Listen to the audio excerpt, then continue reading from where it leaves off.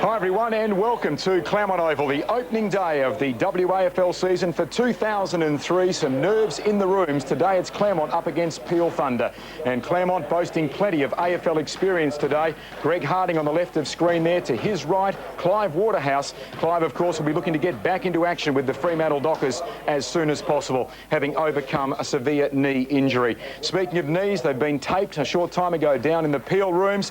A last minute rub down. It's going to be very warm conditions today. This is the 118th season of WAFL football, and this is the earliest start. We've never seen it start as early as March the 22nd. Not overly hot today as Brad Oldfield stretches down in the rooms, but it will be quite humid. The players will certainly need to make sure that they take on plenty of fluid down in the rooms. Claremont and Peel. That is the matchup for today on ABC Sport. Jackson Crabb in the heart of the ground. And season 2003 is officially underway here at Claremont Oval. The opening bounce of the season. The Tigers kicking towards the left of screen. Davis tried to get the first clean possession, unsuccessful. The ball dribbled off his boot towards Hall, who gets a high up and under left footer. Crabb at the front of the pack, as he so often is, gathers the ball, hooks it over his shoulder wide towards the outer wing, and the ball finds its way over the boundary line.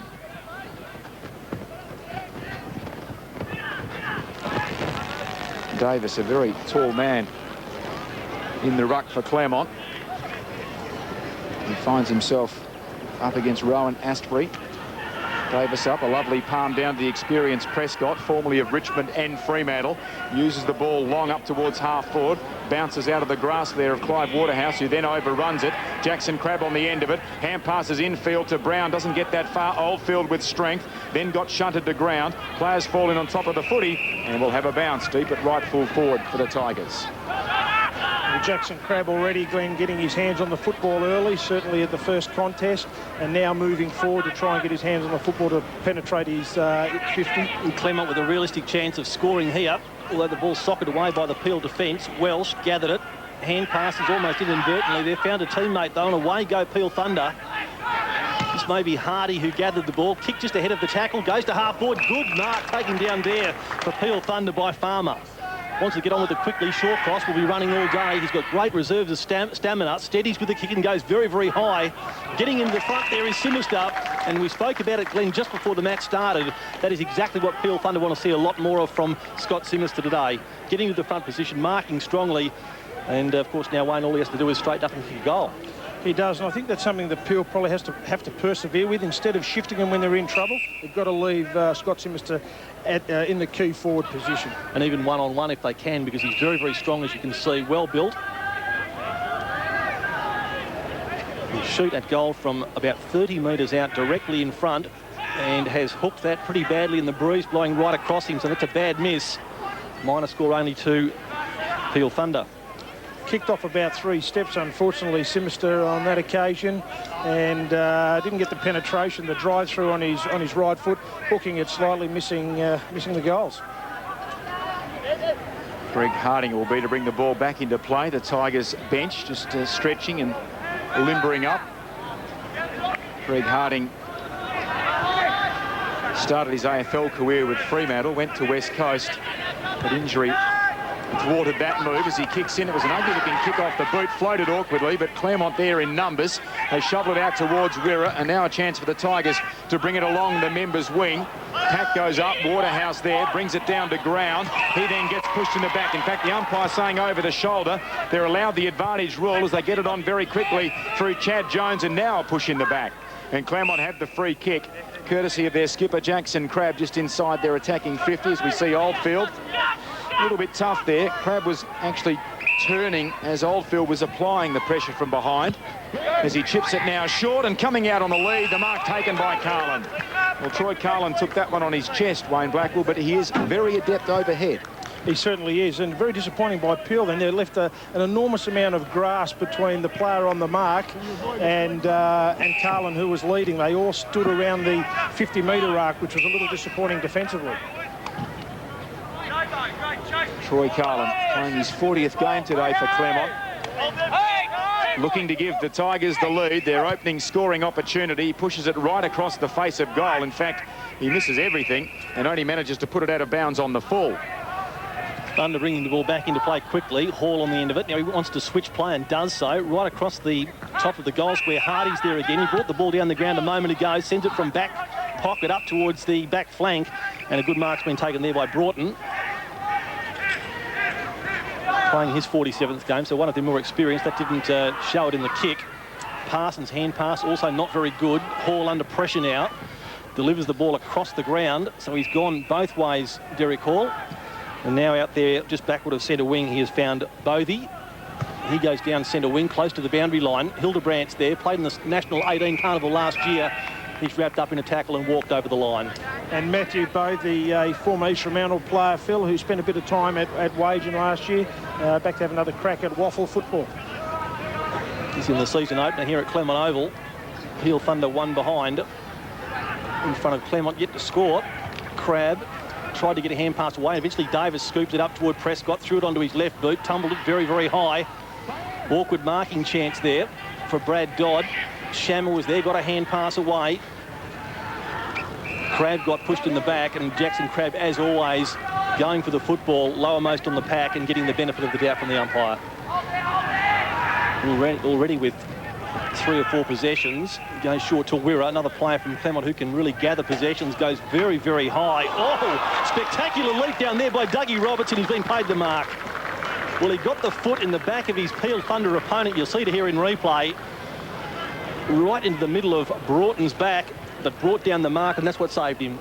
Blackie had his eyes on the footy. Exactly, Phil. He didn't take his eyes off the ball and fell into his arms. But terrific running from Brad Wirra. When Jackson Crabb got that ball, he came from behind the centre circle to make an option across half forward. Set it up very high for a little man such as this. Doug Roberts comes in, stabs at it, and this one does not deviate off its line. First goal of the match comes off the boot of Doug Roberts after a spectacular mark. And, well, Claremont have been threatening over the last couple of minutes. Blackie taking it forward. They finally got one. Well, already you can see Claremont just in the space of 5 minutes, when they get possession of the football, just their accurate disposal by foot has been a little better than Peel's. Peel have messed around with the football across half-back. They've had 3 or 4 possessions where they've taken it from one side of the ground to the other. They've been a lot more direct, Claremont. And, as I said, well set up by Brad Wirra running off the back line. Here's our scoreline. Claremont with the first goal of the season, leading by 5 points as a result.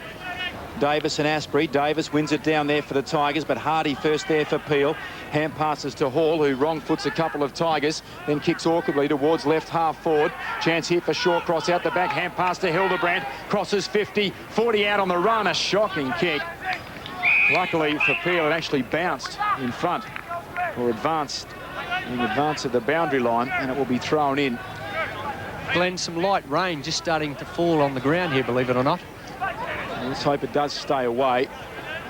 As we said, the skies are very overcast. You can see in our picture the players not casting any shadows out there. McDonald up against Davis. McDonald takes clean possession, goes to ground. Opportunity here for Woods. Hand passes backwards to Shawcross. Was he taken high? McRae has infringed, and Jared Shawcross will take the set shot on goal. He's well within range. The man on the mark 35 metres out. Not much doubt about it, as he was really collared beneath the jaw there by James McRae. And Jared Shawcross to test the breeze, a la another left footer by the name of Matthew Lloyd. A couple of deep breaths. Shawcross looking to kick Peel's first of the afternoon, and if he's successful, he'll give them a 1-point lead. Kick on its way, it's close. He's missed to the left-hand side, and Wayne Blackwell, 2 set shots. Peel can't afford these sorts of misses. Well, 2 set shots, Glenn, and one player, Hildebrandt, running into what should have been an open goal. So 3 poor misses by Peel. Former Eagle and Docker, Greg Harding bringing the ball back into play. Nice looking kick too. Wirra led beautifully, pouring out towards the flank and took the mark. Wirra in front of the newly named John O'Connell grandstand. A lot of members in there supporting John O'Connell and Claremont this afternoon. Nice looking kick from Wirra. Well, Peel Thunder had the numbers. The high leaper down there for Claremont was Jones. Now there's trouble here for Peel Thunder, and the free kick's going to go the way of Andrew Brown. This young man has got a great future in AFL football. Played only, I think, just the 1 game for Fremantle at the moment. There is a kick toward Waterhouse. Oldfield getting the crumbs. Hand pass Comes out now and is kicked sideways by Asprey out towards centre wing. Well, there's plenty of open space out there. Lindsay Woods will get into the space first. Paddles the ball cleverly along the line. I thought it went over. It's kept in. Well, perhaps he didn't quite intend that. Brown gets a chance. The ball smothered off his hand by his opposite number 5 in Jared Shawcross. There is Andrew Brown. Had some injuries toward the end of last year and at the beginning of this year, which has interrupted his pre-season. Throw in. Not cleanly taken down there. Crabb again with the ball in his possession, but it's held to him. He's taken to the ground by Asprey, number 21 for Peel Thunder. I wonder if he's any relation to Greg Asprey, who used to play for West Perth. Not too sure about that one, Blackie. I'm sure that you'll look it up. I certainly will. Brett Davis caught underneath this one. Asprey over the top of him. Again, Shawcross. Well, he plays it very, very cleverly. He was held without possession, but he knows how to make it very clear to the umpire that he's been infringed against. He's got football smarts. He has. There's no doubt about that. Sometimes it infuriates his opponents. He goes short, finds Hardy, who's had a bright start to this match. He drives the ball into the pocket. The height there of Davis at the front of the pack clears him. Here's a chance now for Crabb, gathering possessions almost at will. Swift has just come onto the ground. The man from Darwin, a new recruit, he goes across the ground and finds Prescott. Holding down that wing position on the outer side of the ground, drops the ball into the path there of Shammer, who's got a lot of pace. Goes down the outer side of the ground toward half forward. Waterhouse was the target, wasn't quite able to drag it in. The ball spilled away from him, and we'll see a throw in at right half forward for the Tigers. Just doesn't seem to be moving as freely as I would like to, or probably as he would like to be, Phil, at the moment. Take a while. Yeah. Chad Jones up against Asprey here. The boundary throw, and it clears both ruckmen. Opportunity for Jones in there. Gathers it, did well, the big man. Gets a quick kick up towards full forward. Roberts keeps his footing while his opponent Broughton went to ground. Roberts back cleverly to the top of the goal square. Well, not quite the top of the goal square. Deep in the pocket still, but that was good unselfish play. Carlin taking the chest mark. He could so easily have just taken a flying shot there, Roberts. It would have been a low percentage. A greater chance here of Carlin converting on the set shot, holding it there for the check side. Low level kick, and he's made a pretty good fist of it. Claremont get their second. Nearly 11 minutes travelled in the opening quarter. Claremont 2 goals. Peel, conversely, 2 behinds. Well, unfortunately, Glenn, it does hurt you when you have opportunities, fairly clean opportunities at one end of the ground, as Peel has had, and Claremont have worked the ball very well from defence to their forward half, and they've had players and opportunities where even in tight situations like that, they've been able to kick a couple of goals where probably in any norm you would think that they would miss them. So making the most of their opportunities. 2 goals to just 2 behind. There's the scoreline. Davis wins the tap, taken beautifully by Prescott, bursts away from the centre circle. Low trajectory passing towards the leading there. Doug Roberts can't quite control it. Now he can. Taps the ball and makes an opportunity there for Dodd, but his hand pass went astray. Chance for Crawford. Got it out to Prescott. Here's Shammer, very, very clever. He concedes ground with his kick, but they retain possession. This is Swift, who's a strongly built man, come from Darwin. Obviously has made an impression on Guy McKenna. There goes his kick, not a very well-directed one, and getting back with courage there is Wooldridge. Took a little bit there from Brett Davis, and Davis is going to be penalised, or is it Jones? Carlin, I think it was. Was it Carlin? So the penalty, and you can see, yeah, Carlin was the infringer.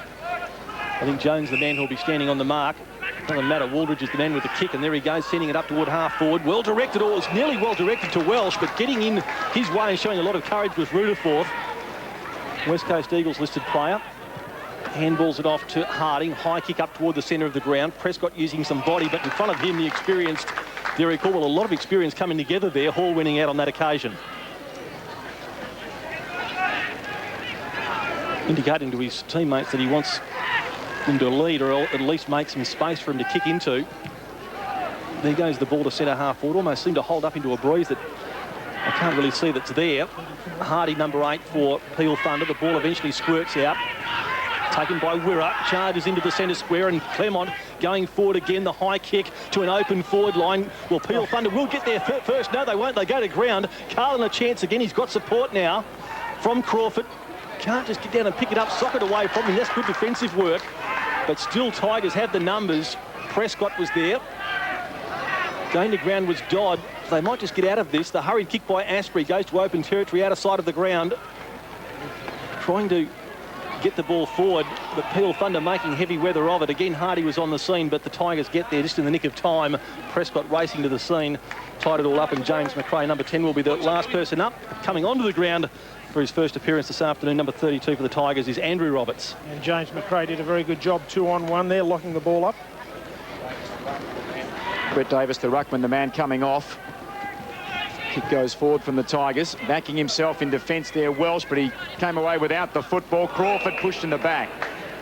Free kick here to Claremont. Just in advance of the centre circle. Peel goalless, 14 minutes into the opening quarter.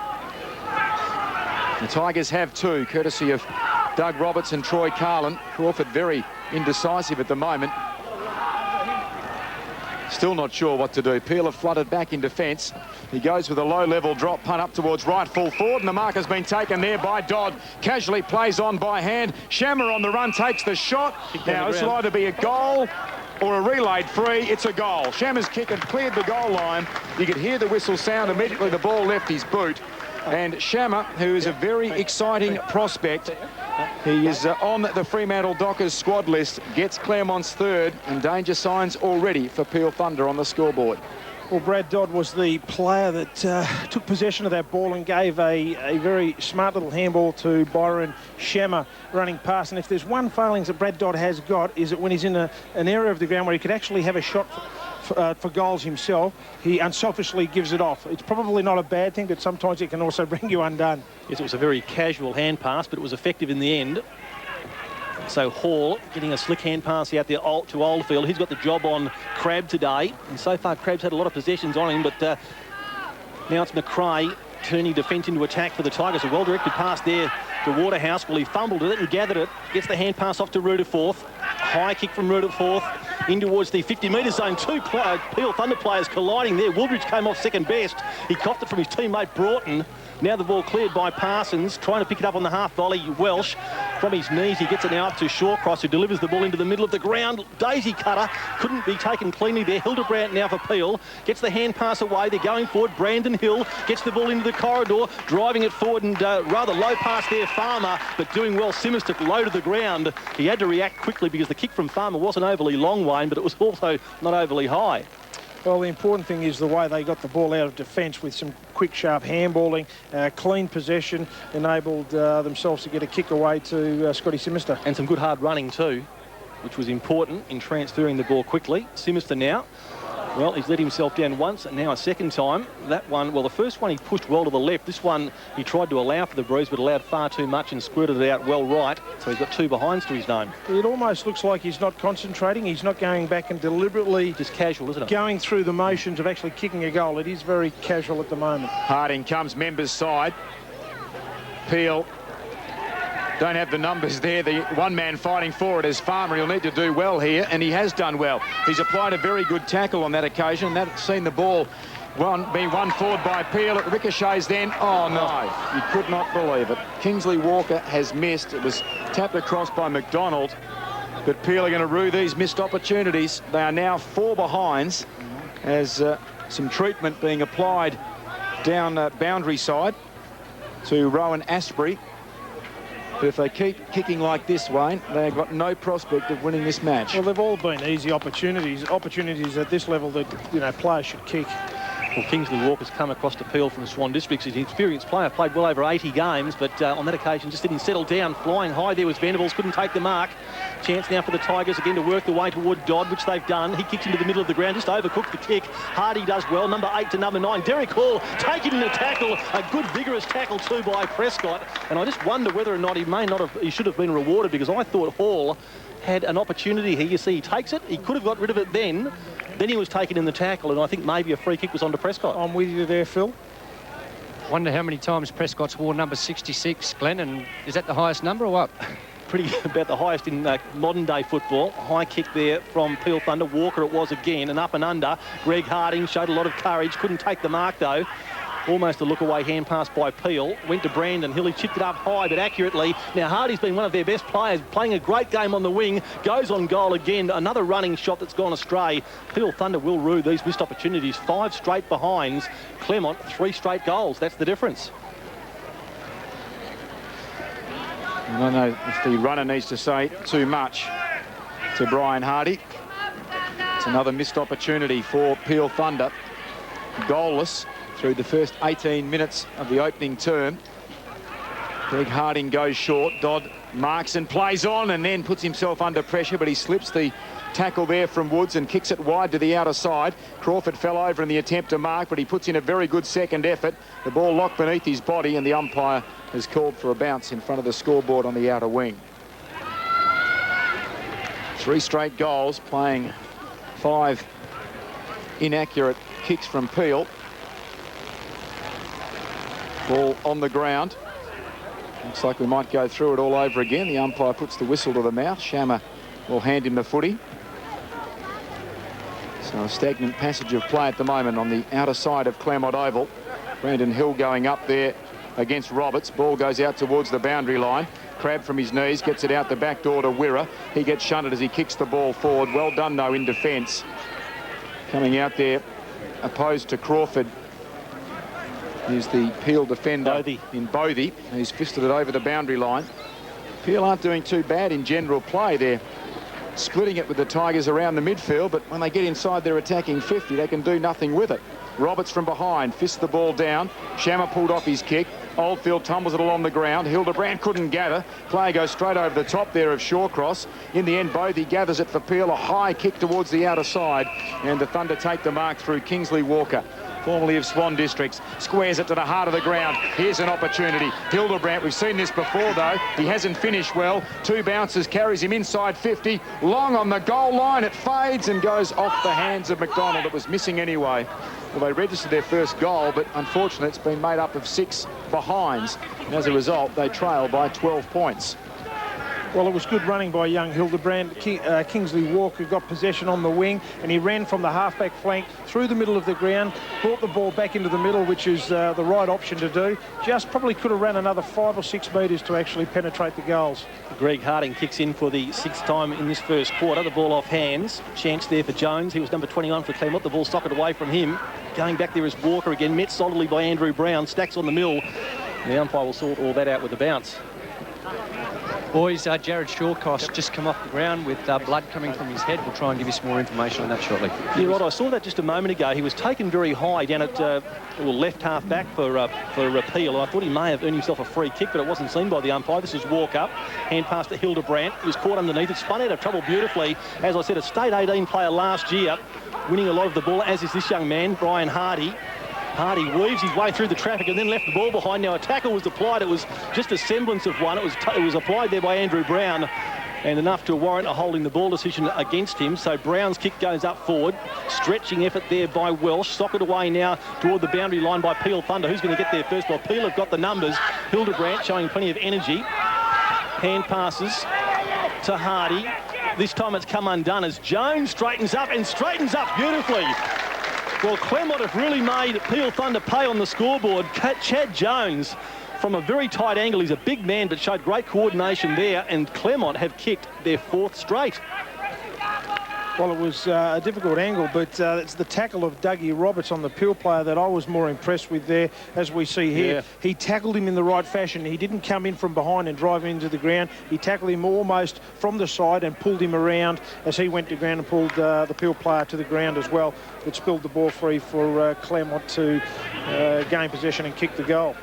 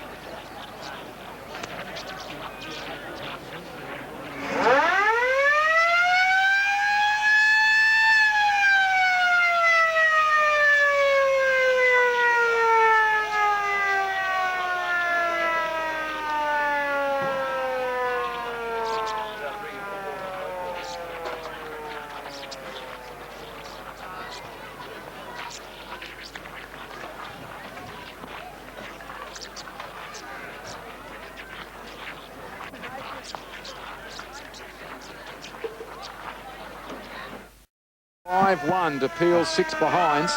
Not a very good bounce. It favoured Davis. Prescott under pressure, does very well, and then is almost stripped of the ball at the end there by Hughes, and will have another bounce inside the centre square. Ashley Prescott, a busy day for him from now on each Saturday. He's the Claremont Colts coach as well. So throwing his hat in the coaching ring perhaps for the future. Asprey palms it down. Hughes rides the bump as he kicks it high and wide for Peel. The boundary line will be the winner in that contest, and will have a throw in. Then we just got a bit of an update on Matthew Bothy. He's got a cork above his right knee, so it's pretty bad at the moment, and we don't expect to see him back. And that came as a result of that collision with his teammate Chad Broughton. Inside time on in that opening quarter. Lovely palm down there, finds Leon Wilson, and he in turn with his left foot grubber kick finds the boundary. Peel need a goal here just for confidence early in this second quarter. Astbury and Davis. Davis leans over, wins the ball down. Chance here for Brown. It looks like he's bulked up a little bit during the off-season. He gets a bouncing kick which eludes some of the Peel defenders. Wooldridge tracking it back now in defence, wants the boundary line and finds it. And then finds Wilson.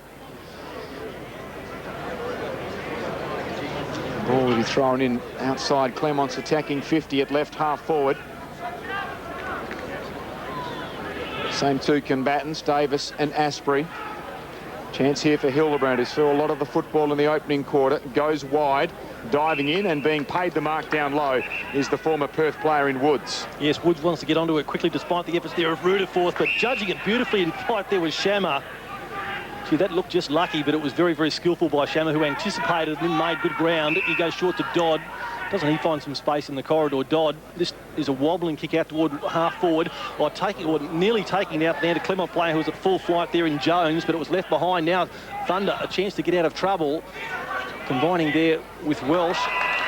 And now a good kick out towards the centre wing that's been taken by Hall. Well, from a sitting position, going short to Hardy, one of their most prolific possession getters in the first quarter. Goes very, very high, almost a Peel mark, not paid. Taken down there by Kingsley Walker. He goes up towards a vacant goal square. Getting back down there is Carroll, who fell over despite there being no pressure on him. The ball's knocked away from him. He's going to get penalised, I think. I believe that was the Peel Thunder player who deflected the ball over the line and out of bounds, but Carroll has been penalised. Obviously not happy about it. Scott Simister, the player who'll take the free kick. What we've seen, you wouldn't expect him to convert this one. Well, sometimes it works exactly the opposite way, doesn't it? Straight through the middle. We saw Carlin kick one from almost the exact position.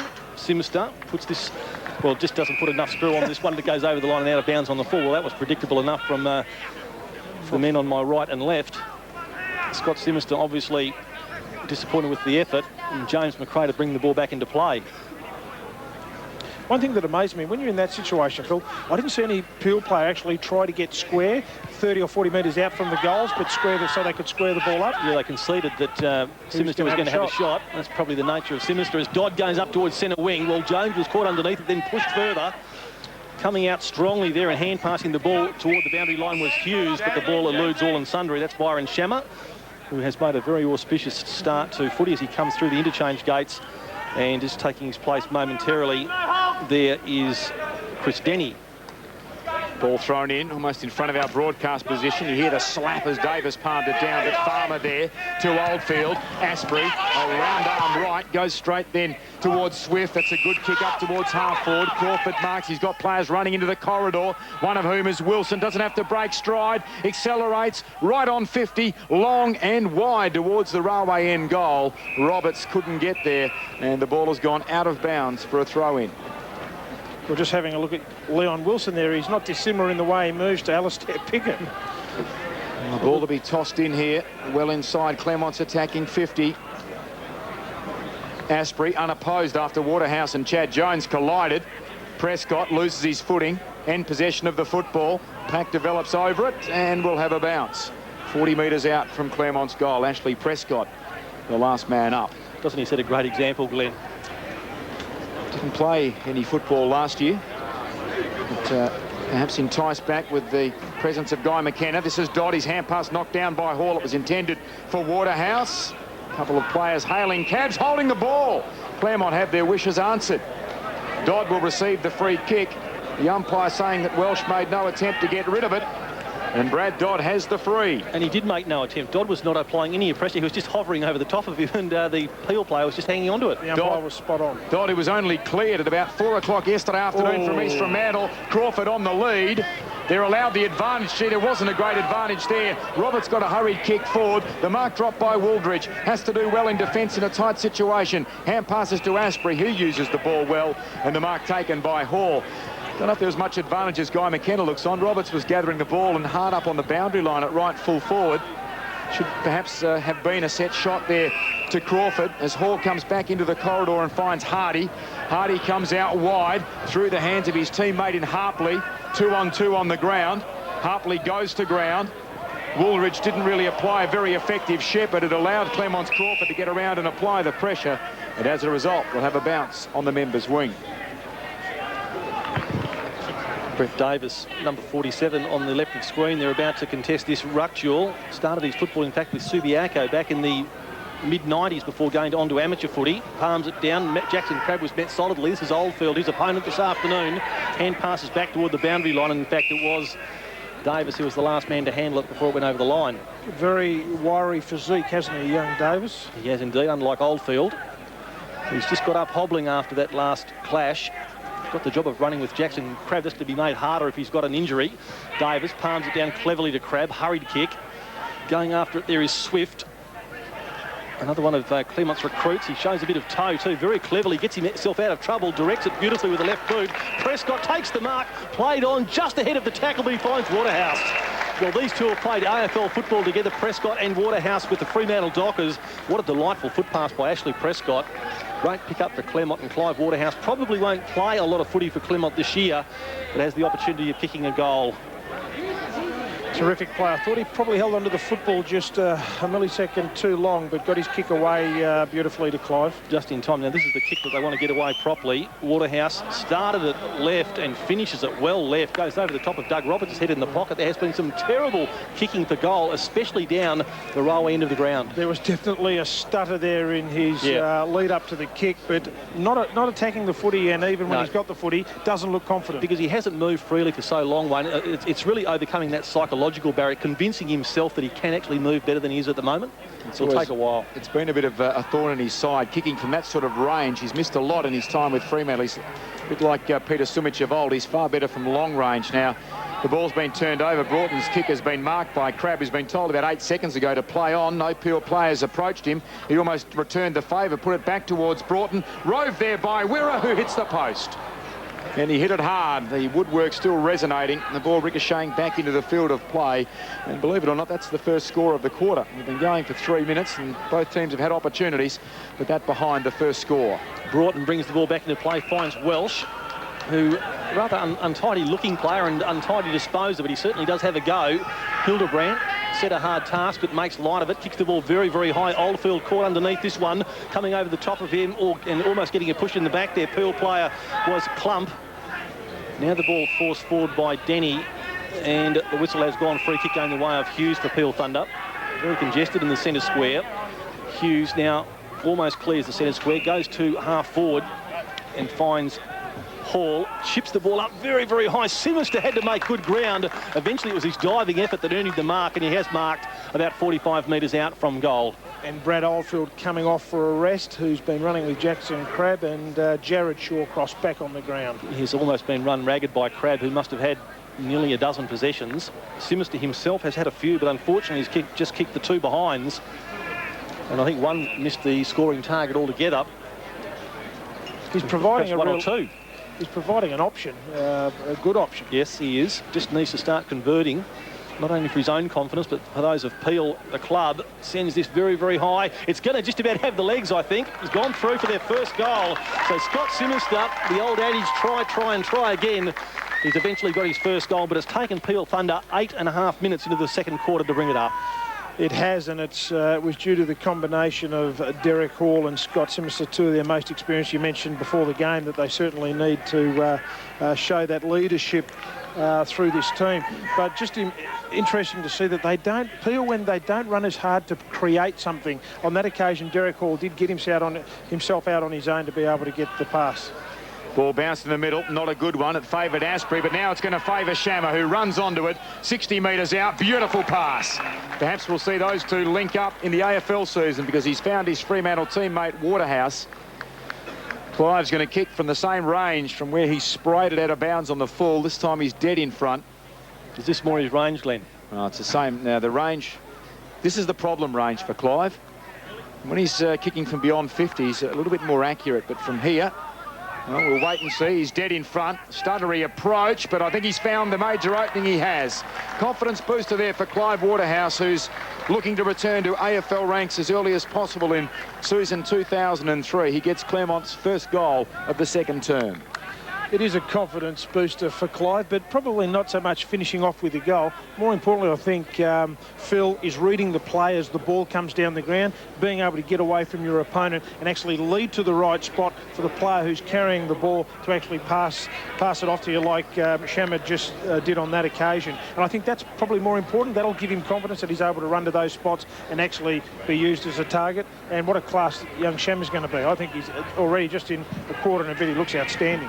Absolutely brilliant. Davis goes up, wins it down to Shawcross, easily recognised now with the bandage around his head, gives it to Hildebrandt. Well, he's been a good player, but this one smothered off the boot.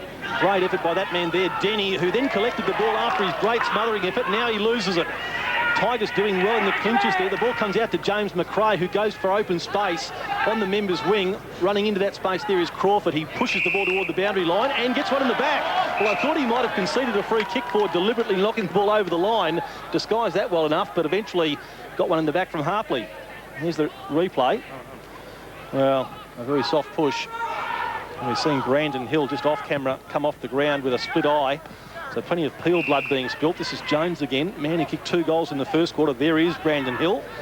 That doesn't look good for Peel Thunder, one of their experienced players. Again, Waterhouse called upon. Doesn't take this one clean. He may have got it high. Didn't. Prescott with the crumbs. Gives it out toward Denny. Floats it very, very high, but floats it just to the left. And in fact, I beg your pardon, it was Wilson. I've called him Denny on a couple of occasions. Leon Wilson. A few possessions in this quarter, and on that occasion, just the minor score. Feel a cut under the eye for Brandon Hill. He's just going to get it done. And also Claremont changing their midfield off the bench, which is probably Peel finding it hard to keep with them. Derek Hall's marked the kick in. He goes short to an unmarked Hildebrandt, who plays on. He needs to be quick now. Chad Jones almost collars him. The kick from Hildebrandt out wide to the outer wing. No one can mark. Chance on the ground for Wilson. A blind turn. Then he's met solidly from behind by Woods. Asprey's hand pass partially knocked down by Wirra, and the ball will go over the line. I actually feel today as if I'm stuck in a time warp. Some of the Claremont jumpers have absolutely no insignias on the front with the exception of the Claremont logo. It's almost like going back to John O'Connell's day. Or footy in the 1970s. It's so rare to see a football jumper without any logos on the front. And some of the jumpers, including this one, in fact, Shammer has got a little logo on it, but Clive Waterhouse, for one, hasn't. As the ball is loose here, opportunity for Shammer. Hand pass put his teammate under pressure, and the whistle, the ball will come back. Shammer was taken high, and he's got the free kick. Just forward of left wing, outer side of Claremont Oval. It's a goal apiece in this quarter. Claremont kick 1 goal, 2 to Peel's 1 straight goal. Shammer, a stuttery start, carries Prescott, and the mark in his wake taken there by Hall, who feeds it off to a bandaged Shawcross. Hughes gathers on the bounce, pokes it short. Clive, great anticipation. Like a waiter there with a tray. He goes short now towards Brown, and he has it too far out to score, you'd fancy, so he goes short and Shammer. In fact, it's Swift, the Darwin recruit, talking to Guy McKenna during the week. This young man, Swift, apparently is quite robust and attacks the footy in the contest very hard. He's right on 50 metres. As he booms it high, it's fading towards the left. Asprey up in front. Can Peel force her behind? They don't need to. They're pushed in the back down there in the last line, and Broughton pushed in the back and had a saddle put on him by Crawford. Swings play members side. Hughes takes the mark. Goes on by hand. Shawcross favoured here, being a left footer. Comes along the boundary line. Ill-directed kick, though, off hands. Dodd gathers. Was intended initially for South. Dodd goes long. Crawford should have done better. Kenny off the ground. He's legged. This will be a certain goal, you'd imagine, for Claremont. Well, Broughton had very few options there. He realised that we were going to see a goal, so he, in desperation, tried to do anything he could, and the tackle slipped below the knees. And David Crawford, recruited from the local club of Mosman Park, should kick a goal.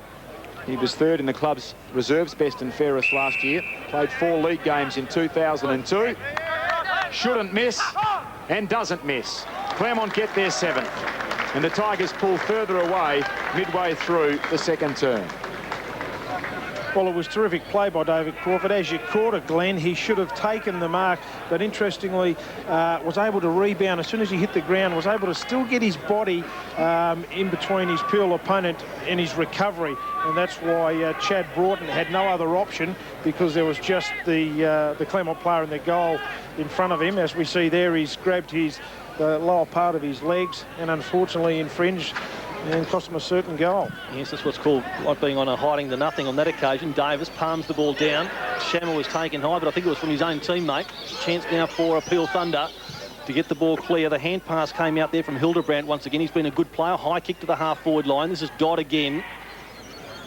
Hand passes it out. Greg Harding, another hand pass.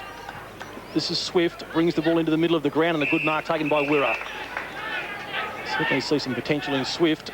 Solidly built, no doubt about that. This is Wirra. Hand pass forward of the play to Shammer. Shows great acceleration and deviation. Goes again towards Waterhouse. No mark on this occasion.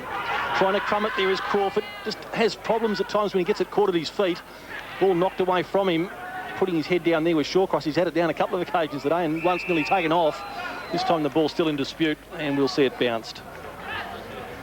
Still good to see Waterhouse still. I think he's getting to the contest. He's getting where the ball's being kicked to and he's providing a contest. Sure, he's not taking them as cleanly as he would like, but I'm sure just getting there would be more than happy with that. You can see just in the foreground there, Welsh picking him up. But Waterhouse just growing in confidence all the time. Davis wins the knock over the top of the pack. Goes to Wirra. He should score a goal here. Brad Wirra throws it onto his left boot. And with his experience and skill, he doesn't miss those. There's confirmation of it. Another goal to Claremont. And they really are starting to street away from Peel Thunder at the moment. 1 goal, 6-12 the Thunder. But Claremont now 8 goals, 3. That takes them to 51. Well, far too easy by the Peel defenders when you're in a situation that part of the ground and a ruck contest, and you see the Peel Thunder opponent in front there just not really providing every effort that he could to stop Brad Wirra getting around him. He might have been wrong-footed there, but just not enough effort by the Peel Thunders defensively. Forlorn-looking scoreboard as far as Peel are concerned. They find themselves trailing by 39 points. Played 17 minutes here in the second quarter. Claremont looking to surge forward again. Brown to Swift. On now to the skipper. Crab from right on 50. Goes long to the railway end. Good bit of defensive work back there, but then hacked out of mid-air by Roberts. That's the goal of the year. Well, Derek Hall did well as a soccer celebration as Prescott elevates Dougie Roberts off the ground. Hall did well on the one-on-one to get a fist on it. But unfortunately for him, he couldn't fist it through. He fisted it back into play. And as you'll see, Doug Roberts was able to manufacture a freak goal, and Claremont now have 9. Well, unbelievable, that certainly was. Just smart, though. He knew that he was going to get tackled. If he tried to land... He's being rewarded with the rest. Oh, absolutely, he needs one. But he knew straight away, Phil, that he was going to get tackled, so he took possession, and in one motion, it's almost like a slam dunk in football, that. Great goal by Dougie Roberts. Sunshine here at Claremont Oval. Davis again, unopposed, goes for that knock. Brings the ball to ground level. Dodd just ambles after it. Not enough pressure being applied by Peel anywhere on the ground at the moment. There goes the kick straight down the throat of Prescott. Having a rest from midfield duties down forward at the moment. He's rotating his players too, isn't he, Phil? Yes. From midfield, defensive, forward, rest, interchange.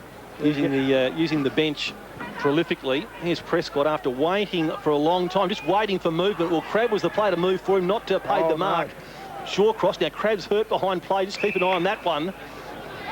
That was Lindsay Woods. Got the hand pass away. Peel Thunder trying to go forward. That was a high tackle. Eventually, Hildebrandt, well, he was tackled once, tackled twice, third time lucky. Just ahead of the third tackle, he goes very high to the half-forward line. Venables was over the top, brought the ball to the ground. The ball scooped up there for Greg Harding, went this way then that, across the ground, it went toward the pocket, and we'll find it the boundary line. Well, Jackson Crabb tried to get up, and then he grabbed his left knee and has collapsed to the ground, and I'd imagine we'll see a stretcher on the field, and Well, Jackson Crabb is in a lot of pain. You can see he's holding his left knee, and that would be a tragedy for him and for Claremont, the opening half of the season, and dear oh dear. Well, you don't like to say anything about injuries too often, but you'd imagine that Jackson Crabb's season might be very heavily in doubt. Yes, that's a terrible sign for Claremont supporters and football followers in general. This is Swift now, who's gathering a lot of possessions. That one beautifully directed toward Wirra. This is very strange. He's being carried off the ground. You'd think that they'd try and get a stretcher out to him, given the severity, as it would appear on that video replay, of the injury. There is Jackson Crabb. Meanwhile, Venable sends the ball very high and wide across the ground, looking out there again for Andrew Brown, who's done beautifully overhead. The ball travelling in the same direction as he was running. Has bulked up. And as I've said, has got a lot of ability. Guy McKenna to our left is screaming out of the box for the trainers to put him down and get a stretcher out there. Guy McKenna very animated. He is direct. There he is on his feet. And you can see the look on his face. McKenna is right alongside us, and he was screaming for the trainers to put him down, and get a stretcher out there. And the stretcher now is making its way onto the field. Yes, quite extraordinary. I mean, the stretch is always there by the bench, and now it's coming out rather belatedly, Wayne. You'd have to think that, well, wonder why the trainers tried to carry him off the ground in that fashion when he's obviously got a knee injury causing him a lot of pain. Irrespective of how serious it is, that won't be known for a while, but he's in a lot of pain. It's always something that really needs to be questioned, just the training staff, and I'm not questioning the training staff here, but when you get somebody that's seriously injured, you need somebody out there to be able to quickly identify what the problem is and say, right, he can't walk off, or we can't carry him off, we need a stretcher out here, and I don't think that was done. And Clive Waterhouse, of all people, has run all the way over to give Jackson Crabb a pat on the back. And Clive Waterhouse knows all about serious knee injuries. He missed the entire season last year with a knee reconstruction, and no doubt his heart would be going out at the moment to his Claremont skipper, because Jackson Crabb, who you can see from the expression, and if you're a lip reader, I think you're aware that he is aware that this is a very serious blow to his football future in 2003. Well, sometimes, Glenn, after the scans are done, they get some good news. Hopefully that Jackson Crabb will come out of this okay, because he started in blistering form here at Claremont Oval this afternoon. In a quarter and a half, I venture to say, he would have had at least a dozen possessions. He was getting a lot of it, showing great form. Meanwhile, the game is about to start. At centre half back, I almost forgot what had happened, but Peel Thunder have got possession, going toward the half-forward line. Sinister well down the ground, couldn't take the mark. Shaw crossing there again, beaten to it by Brandon Hill. Both have had cuts to the head. The Hill kick just about got to the 50, but fisted away again. Through comes the big man Davis, grabs his former teammate at Subiaco and Jared Shawcross. Shawcross will get the free kick, then trying to stage for 50 metres. He won't get that. He is the best, though. That staging, that is. It was certainly a free kick there, though. Shawcross, short to Brandon. Brandon Hill has also changed numbers, so blood being spilled on a few Peel Guernseys. No mark taken there. Simister trying to kick the ball through the pack. Now it's picked up. Snapshot on goal, and I think Kingsley Walker has kicked a behind. It was touched off the boot. So recruited from Swan Districts, unable on that occasion to convert. Just going back to the stretcher coming out, Phil, in the AFL, when there's a player down, you get the doctor running out straight away. And I know in this competition, it might be hard to have a doctor here every week, but clubs should. They should have a doctor that's allowed to go straight out onto the ground and look at the player and see what they should do in his best interest. Greg Harding to himself and then runs towards the outer back pocket. A powerful drop punt after that. Venables up as he paid the mark. He is. Venable's one of those players that's wearing no insignia on the front of the jumpers. It is quite odd to see that. In fact, it wasn't that player. It was actually Brad Jones, who goes long to the outer side. Chance here now for Swift. Powerfully built footballer, kicks just inside 50. Waterhouse crashes the pack, lands flat on his back. The ball tapped out. Wilson loses his footing momentarily, heading in the wrong direction. Now he goes back. That's not a good disposal. Socket off the ground there by Wooldridge. Opportunity. Whoa, Wilson taken high by Hill. Wilson plays on immediately. McRae loses his footing. He needs to release the ball. He does, but not in the desired way, because he fed it straight to a Peel opponent. But Walker turns it over. Ugly passage of play. Brown now has a player free out here on the members' side. Oh, gee, Davis fell over. Taps it along now to Shammer. Shammer gives it to Rutherford. He sets it up very high. Prescott out number 2-1. Flew too early, but gets it on the bounce. And then hand passes directly to Shawcross. Obviously hand pass to the voice. Hardy under pressure. Slung around in a circle, penalised for a throw. It's a couple of times now that Dodd has laid good tackles in Claremont's attacking half. And again, he's rewarded Hardy, an illegal disposal in defence, and a free kick to Brad Dodd, who was cleared. $8,500 changing hands late yesterday, and East Fremantle clearing him to the Tigers, and Dodd dead in front, looking for his team's 10th goal of the afternoon. The goal umpire doesn't have to move. Dodd gets his first with his new club. Well, he just wondered what Ashley Prescott was actually doing there, but there's no doubt that Jared Shawcross would have been calling his name, and being blinded, winning possession of the footy, Prescott would have fired out that hand pass thinking it was a teammate. But one of the strengths of Brad Dodd really is he's unassuming sort of player that can get a lot of possessions close in, especially with his handball. But one of his other strengths is his ability to place tackles on players, and as Glenn mentioned, a couple of goals from some good tackling. There is Brad Dodd being very, very serviceable with his new club. As Glenn said, just cleared less than 24 hours and already serving the club well. And his experience also will be invaluable, playing his 130th game today.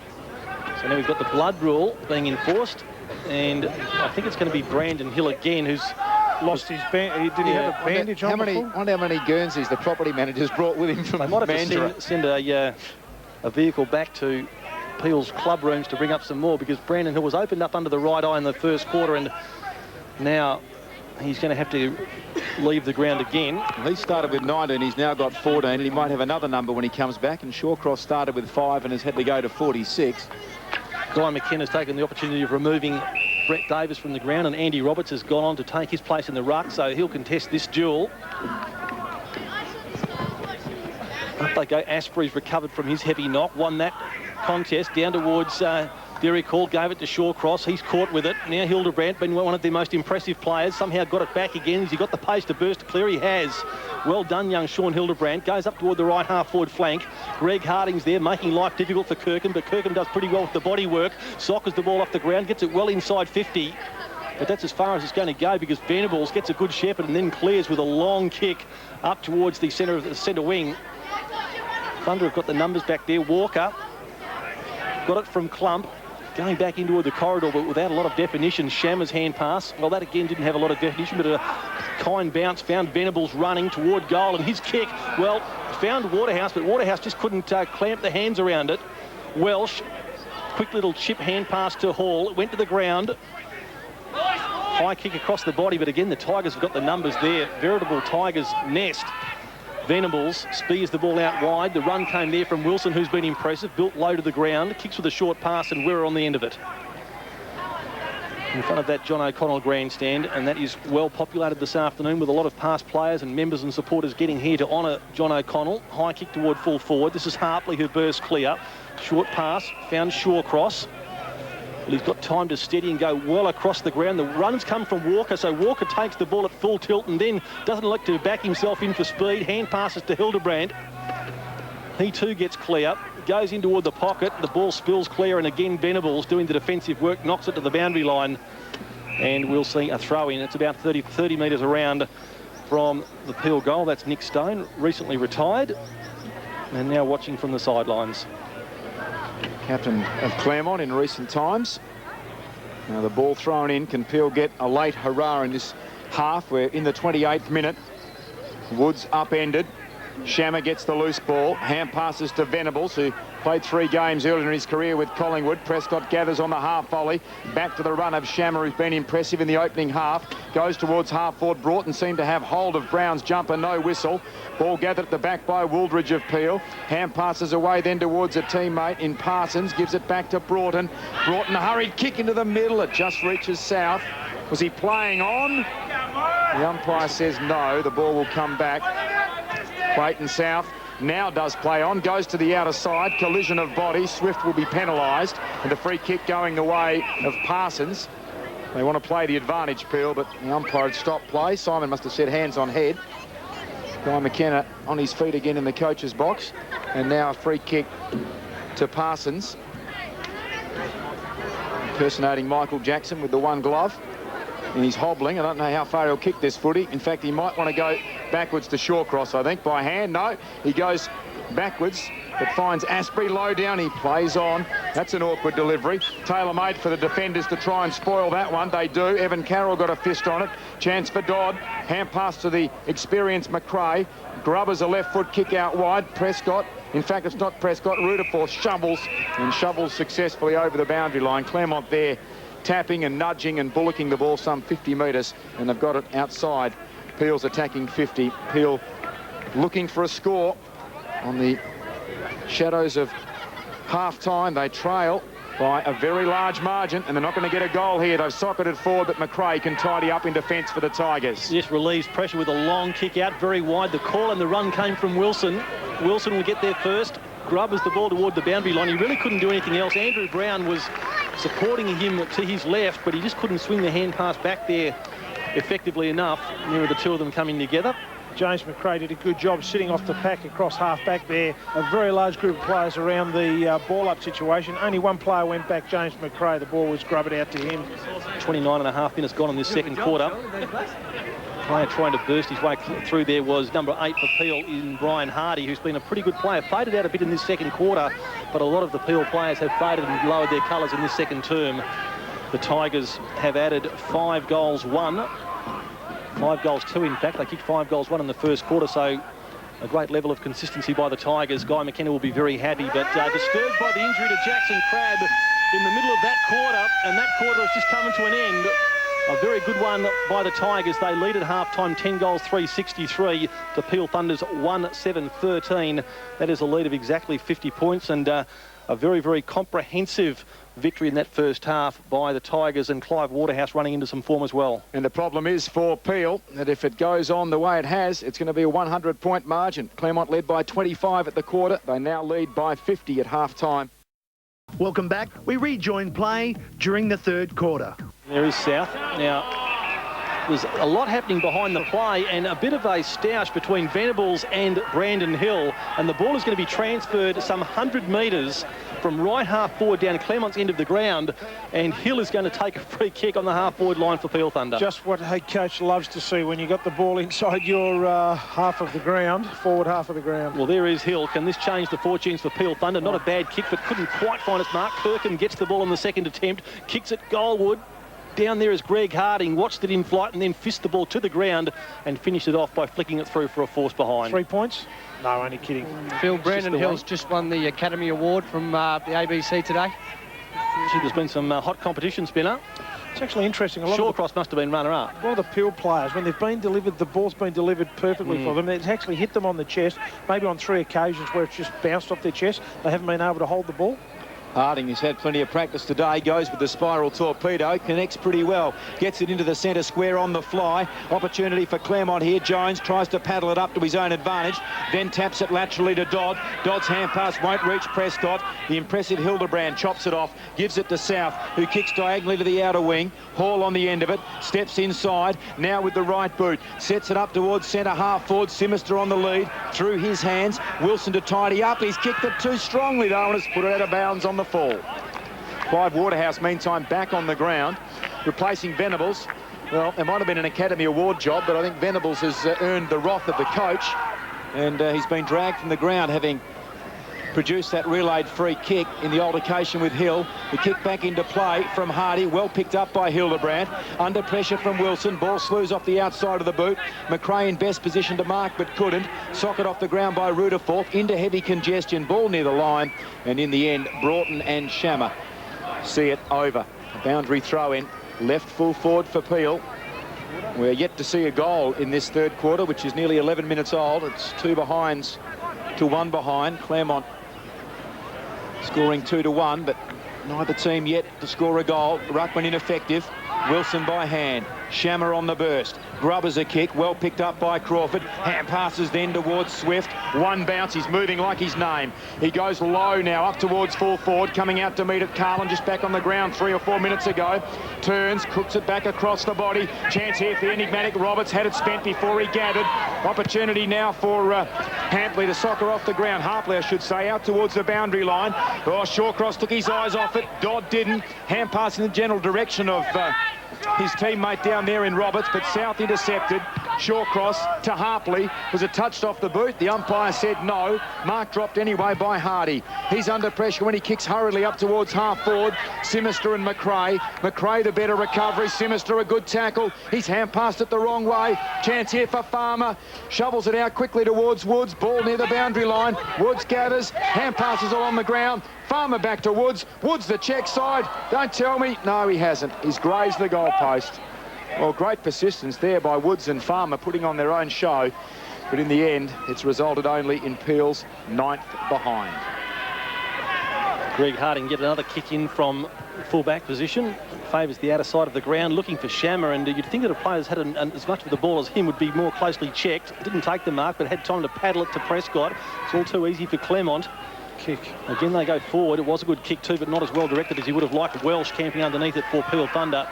Certainly hasn't been their worst player today. Welsh goes toward the middle of the ground. The attack on the ball not hard enough by Hardy.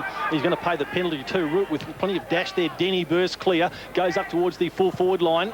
Some pretty good body work down there by Carlin, who managed to retain possession of the footy. Now he gets it out toward Doug Roberts. Roberts with his speed and agility was taken in a tackle. He needed to be brought down in a tackle and was by Parsons. And ultimately the ball is scurried through for a behind. Now that's the desperation that Peel need to show 100% of the time.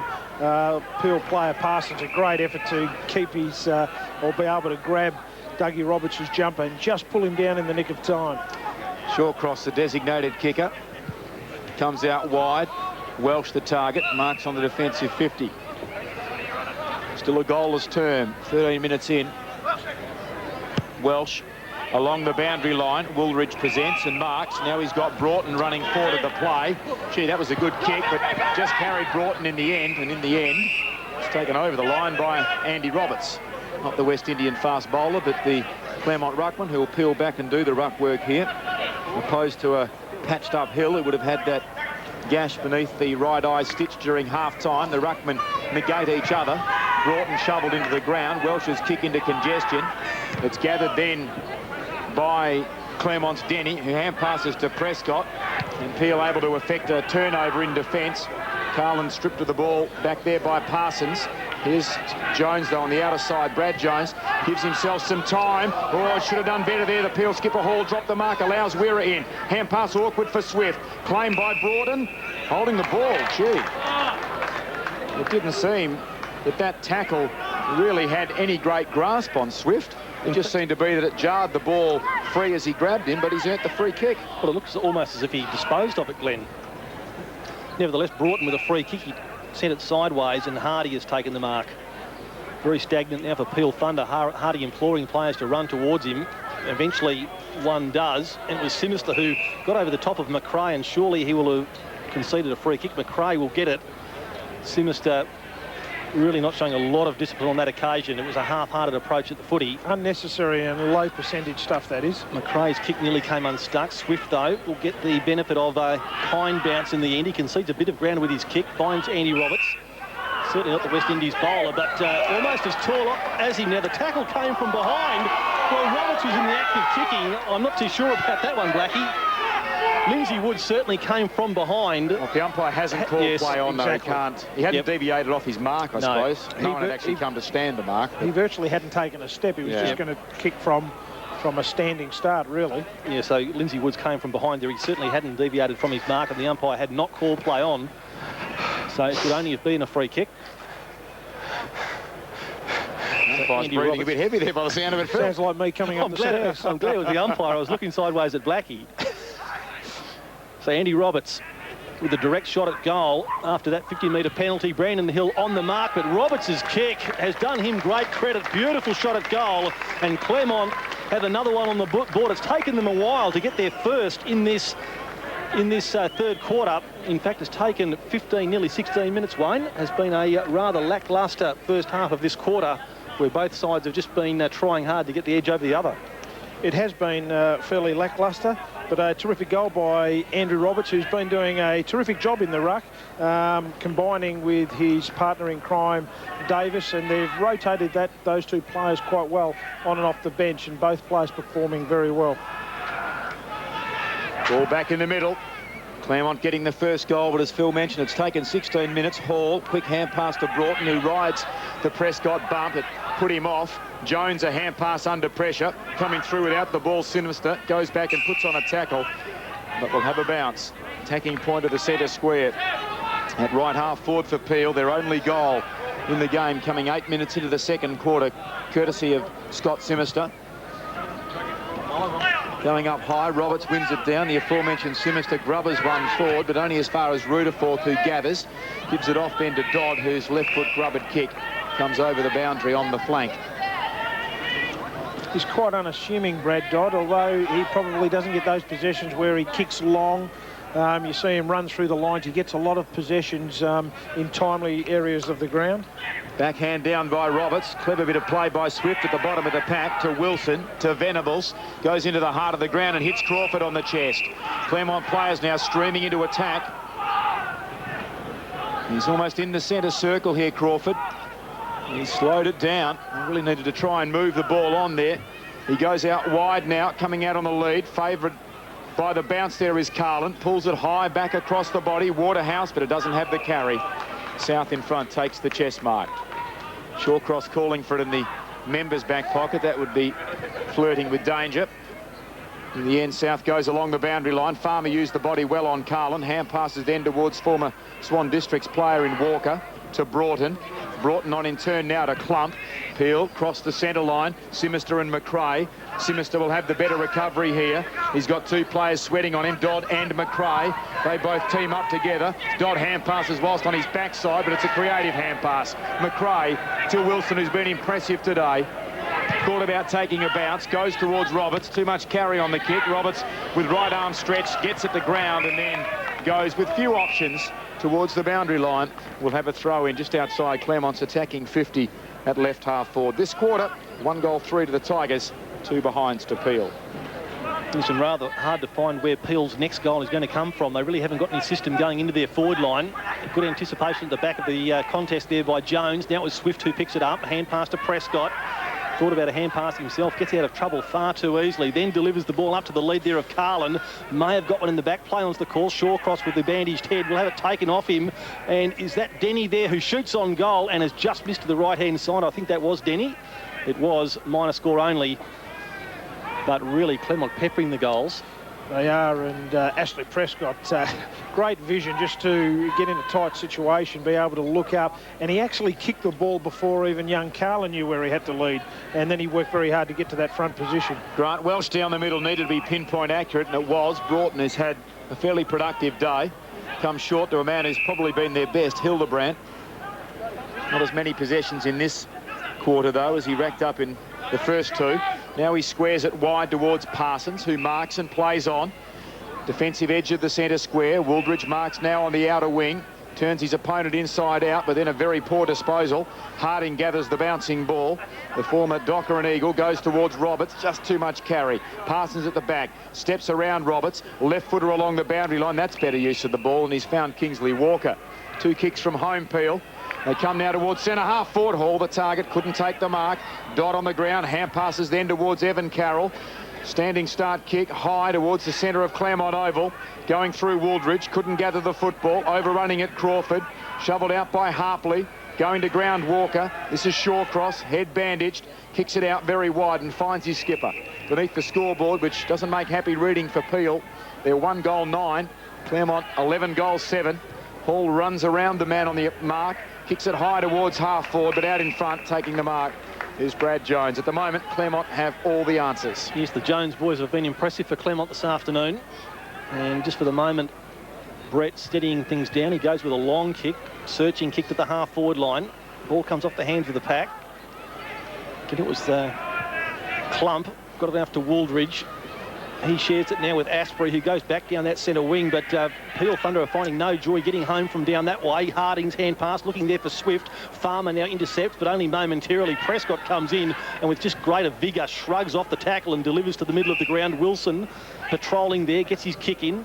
Almost slipped as he kicks, and as a consequence of that, it was misdirected. Hardy had an absolute meal trying to get the ball off the ground. Now it's picked up by Dodd. He made far little fuss about it. Check side kick up toward the forward line, floats in toward the pocket. Coming out there is Hartley for Peel, and fumbled, fell over, knocks the ball along the boundary line. This is Welsh, dribbles the ball only as far as Waterhouse, who controlled it nicely and then tapped it to the call of Wilson. Short pass, play-on's the call, it was too short. Now Denny sets it up high. Carlin in front, knocked away from him. Peel have the numbers. Well, Asprey just relinquished the footy far too easily, and Carlin swooped on it.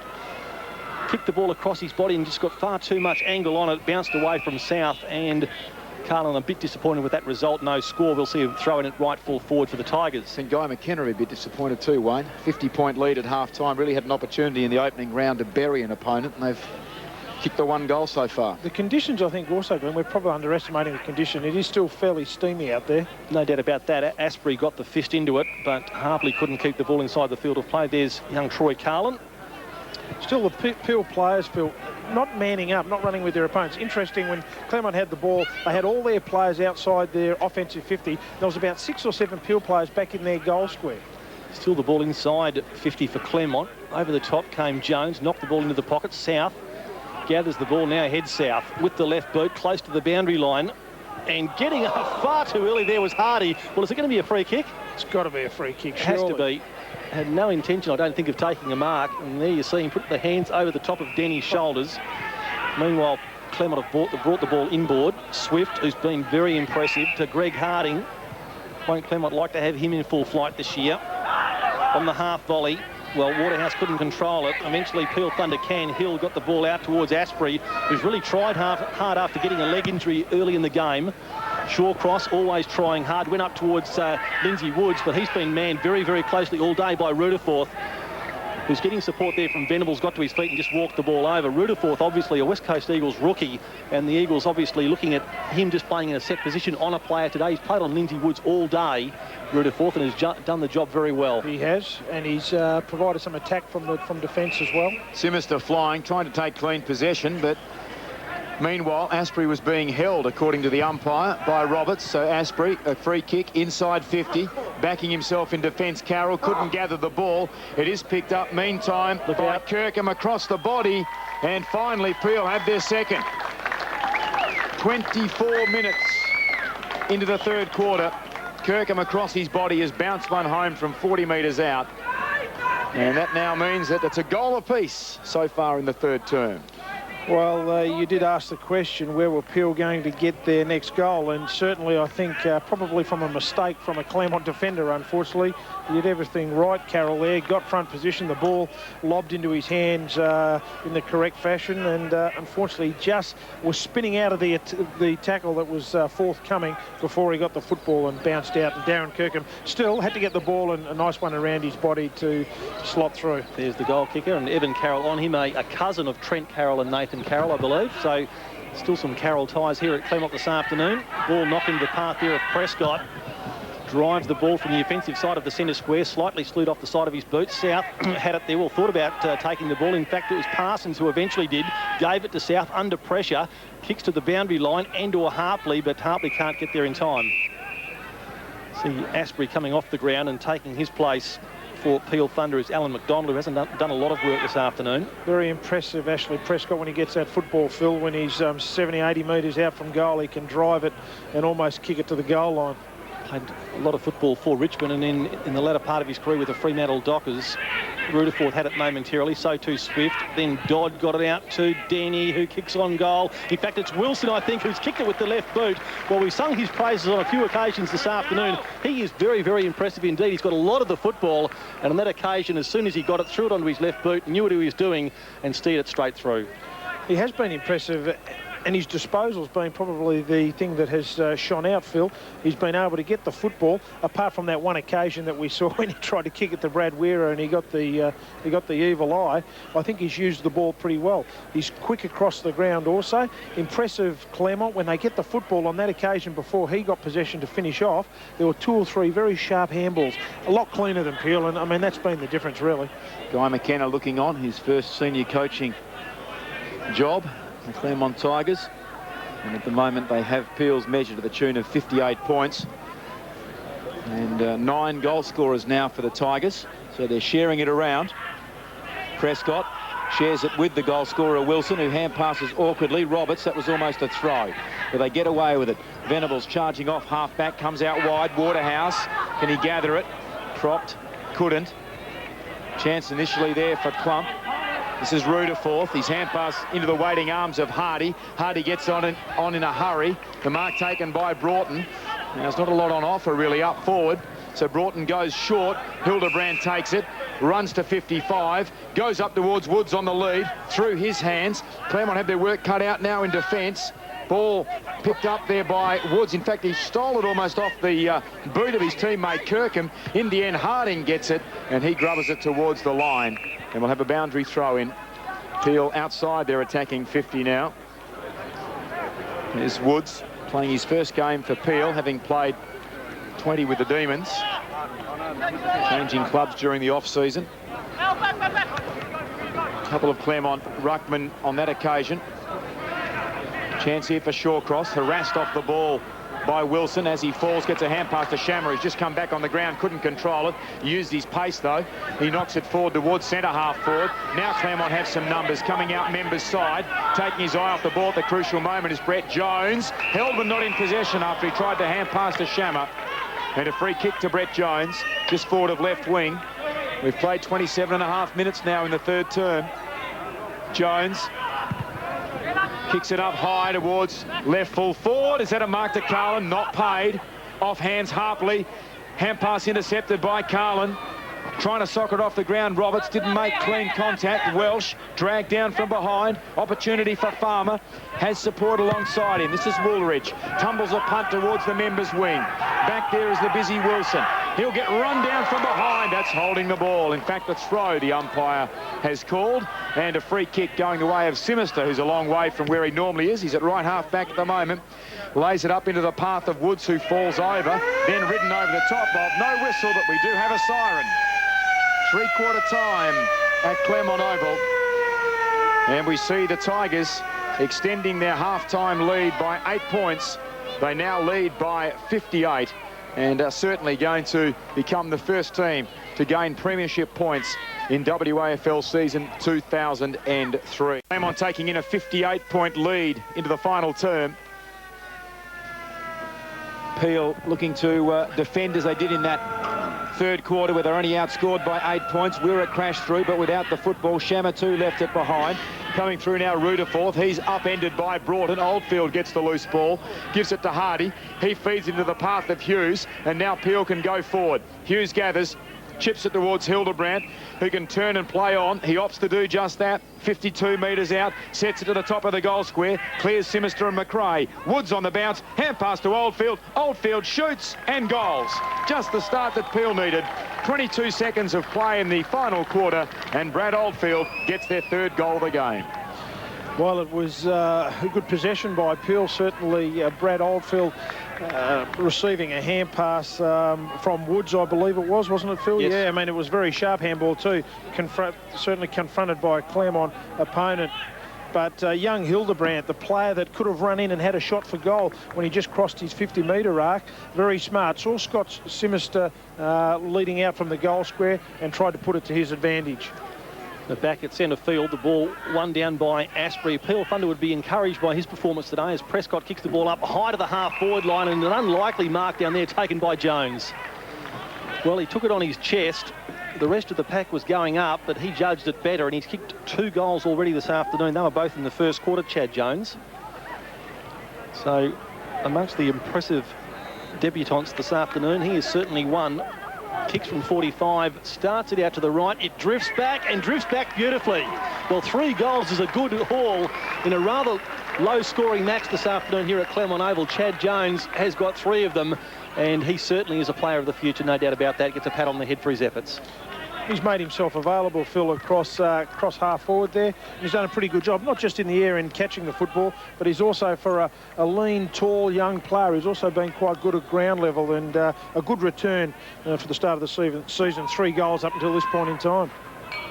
And again, we saw Ashley Prescott, the man that kicked the ball forward for Claremont. He's going to be a very instrumental player this season. In fact, he could well be an early favourite for the Sandover medal after the form that he's displayed today. He'll only get better, having not played any footy at all last season. Now Hildebrand on the end of the Broughton hand pass goes out wide towards full forward, or right full forward. Carroll did well then, slipped around in front of Kirkham and has spoilt the ball, and in the process knocked it over the boundary line. Well, Glenn, if you looked at the performances of Ashley Prescott, Brad Dodd and Greg Harding, you'd be sitting in the coach's box feeling pretty comfortable, I think. Ball thrown in, keeping in mind that Norrish and Cowell will return from injuries. Two other players that have played over 100 AFL games, so the Tigers could be well served. Hildebrand kicks it from hard up near the boundary line. Chance here for Simister off the ground. No. Diving in were both Evan Carroll and James McRae, and Simister picks himself up and has a grimace. Might just have rolled the ankle fractionally there as he extended the leg to try and soccer it forward, but it only ended up being a behind. Greg Harding has been the designated kicker in from full-back all day, and not about to relinquish the mantle either, just for the moment, considering his options. Now asked by the umpire to get on with it. He goes to the outer side of the ground. Good-looking kick. Big pack out there. Simister at the back. Couldn't quite take the mark. The ball is knocked away from the pack by a diving Cam Venables. There he is. A close crop haircut. Spent a couple of seasons with Collingwood and has come back a very strong, dependable defender. The ball shoveled out by Dodd to McRae. Now McRae finds Prescott with his hand pass. He goes down the middle of the ground. A bit too long there for Chad Jones. Taken by Welsh, the hand pass, finds Hardy. He goes out wide to the half-forward flank, and Walker, who's been quite impressive in his debut for Peel this afternoon, chips the pass further afield, and on the end of it is Derek Hall. Well, can they string a couple of goals together? Well, you'd like to think so, Phil. Once again, it's left up to Derek Hall to read the play and see what's happening and be able to go forward of the play to get himself in a position to be a target and have a shot for goal. Not enough players for Peel actually do that. They're all reactionary instead of being proactive. Well, after all the football that Derek Hall has played for West Perth and Geelong, he should have no trouble with this, but he has. Well, a rather fluky win, one would think, just at the tail end of its journey, has just pushed it the wrong side of the post, and a rather disappointing miss by Derek Hall. It had some late swing on it there. Once again, Greg Harding to bring the ball back into play. Derek Hall ruining that opportunity that went begging. Harding looking very much the footballer, the socks pulled up. He's played a very good game in defence today. He kicks it high and wide towards the outer half-back flank. Chance for Venables here. Gathers just inside the boundary line, then hand passes to his own advantage. Now he gathers on the wing. So Claremont now only have their second kick from the kick in, up towards half-forward. Roving in front there is Chad Jones. May have been grabbed when not in possession. Ball shoveled back into the square. Prescott took his eyes off it, toe-poked it forward accidentally, or in fact toe-poked it the wrong way. Rutherford's kick didn't do a lot, and here comes Hildebrand, certainly Peel's best player today. Floats an awkward one off the boot. Simister goes up, taken off him by his teammate Walker, and then at the bottom of the pack, Wirra is met very solidly, and it'll be a bounce. So Wirra had his head over the ball then, and a player came in, took from the centre of the ground, running towards him, and lucky not to do more damage. Arrived at that contest pretty robustly. The ball bounced, knocked away by Rutherford. Ball comes back from Hildebrand to Hughes, who goes short. Broughton wants to play on. Davis closes on him. Broughton shoots and kicks a goal.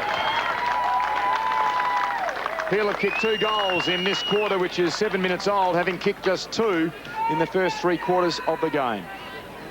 Well, really a defensive error by Claremont. A lot of Claremont players around that ball-up situation, a ball-up that was inside Peel's offensive 50, and no one really taking any responsibility for Chad Broughton. They're all out on his own, and they were able to clear the ball back into their offensive 50 where he was all by himself. Made it pretty simple in the end. Well, Rod Willett asked Guy McKenna how he wanted to finish off this game, being in the position they're in. He certainly wouldn't have wanted to take the foot off the accelerator. He said at times you can be dictated to by the opposition, but just at the moment they're being dictated to a little bit too much as Wilson got the hand pass off to Denny, goes out wide, sits up nicely out there for Crawford. He got it back from Rutherford. That was a rather slick hand pass. Now Crawford goes for distance towards full forward, but stepping into the vacant space into which the forwards were leading is Parsons.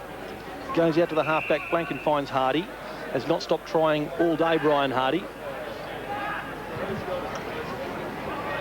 Goes for distance. Looking there for Kingsley Walker. Right with him was Greg Harding. He's been a very, very close checking defender throughout his career, Greg Harding, and not giving Kingsley Walker 1 centimetre on that occasion. Just over 8 minutes gone in the final quarter, and Peel Thunder, I'm sure, will be wanting to take the honours in this final quarter, take something out of this match. Hand pass from Hughes to Walker, now to Hartley, who was taken in a tackle. Good one from Swift. That's forced the error. Crawford now, on a few occasions, he's had trouble getting the ball off the ground. Had plenty of time on this occasion. Short pass to Byron Shammer, and Shammer has taken the mark. Well, at centre-half forward, but too far out to score. We'll be looking for a lead. Comes out there from Carlin. He was surrounded by Peel players. Hartley took the ball on the first bounce. South dribbles it. Hill now trying to control the ball along the boundary line. He's going to have difficulty doing that, given the attention there of Chad Jones. Overusing the ball a bit now, Claremont, just with their foot and hand disposal. Just they've been much more direct all day. They really need to get back into that pattern. It's worked successfully for them in the first 3 quarters. The back of the pack taken by Wirra, swings the ball across his body up toward the goal square, but Welsh, who's been pretty solid all day. He's been under a lot of pressure, but stood up pretty well, Welsh, for Peel. Finds Hardy. Knows how to find space. Gee, that's not a good kick. High off the side of the boot, and, well, making light of it there in the end. Peel Thunder. The ball knocked toward the boundary line there by Hughes. Kept in play by Claremont. Now there's a chance for the Thunder again. Hughes once more, the grubbered kick went to the opposition. This is Venables.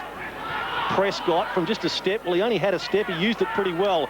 Deflects to Shammer, being one of the real stars. Sets it up high once again toward the goal square. Off hands. Welsh pushed off it there by Carlin. Carlin got it to Crawford, and Crawford tried to dribble a goal, but getting there just in the nick of time and forcing it through was Hardy once again. He's worked hard all over the ground, and we see it in replay. Crawford just unlucky there not to bring up a major. 10 minutes into this final term. Parsons to bring it back into play for Peel. Goes out wide to the outer back pocket and finds South. South back into the corridor, not enough carry to get to Parsons. Now he's hemmed in by a couple of Claremont forwards. He hand passes to South.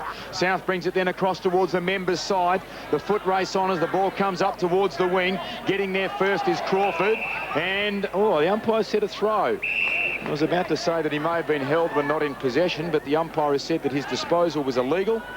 And a free kick to Brandon Hill. Hill nonchalantly chips it to South, who's near centre-half back. He kicks up towards half-forward. Sinister up high. Fisted the ball forward. Denny. McRae. Now this is Brett Jones, just forward of right half-back.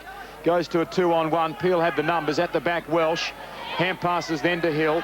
Feigned a hand pass. Then unloads a floating left footer through the hands of his skipper Hall. Simister couldn't gather off the ground. Going to ground Shammer. Other players fall in around him. Shammer knocks it towards the boundary line. Great desperation shown by Hall.